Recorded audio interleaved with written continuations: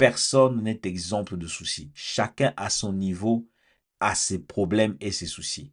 Quand certains peuvent penser que les problèmes vont s'arrêter parce que tu auras de l'argent sur le compte, si on te donne la tête de Elon Musk, si on te donne sa fortune et tous ses problèmes, je ne pense pas que tu supporteras ça. Parce que toi, la focalisation, des fois, c'est sur l'argent. On pense que nos problèmes, c'est l'argent.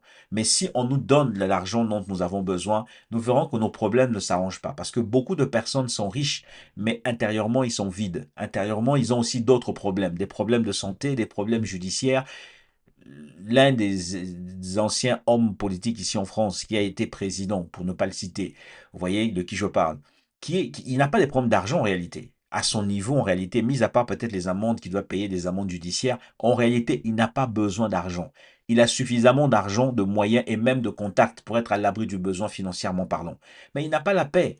Il n'a pas la paix à cause de tout ce qui lui arrive dessus ou qui tombe dessus, qui finalement ont terni son témoignage, qui ont terni l'impact qu'il est censé avoir eu dans le pays dans lequel il a vécu, au vu de l'ambition qui le nourrissait, vous voyez. Donc on peut avoir de l'argent, mais on n'a pas la paix. Mais le verset qui a été lu est en train de nous dire que nous devons nous confier à Dieu, nous devons déverser nos soucis sur lui. Quand nous devons parler, Père, j'ai des problèmes de papier, pour ceux qui ne prennent des papiers. Père, j'ai des problèmes de travail, pour ceux qui ont des problèmes de travail. Père, j'ai des problèmes de santé. Tous les problèmes que tu as, tu dois les donner à Dieu. Il est conscient des problèmes que tu as. Il faut le lui donner. Tu déverses à ses pieds.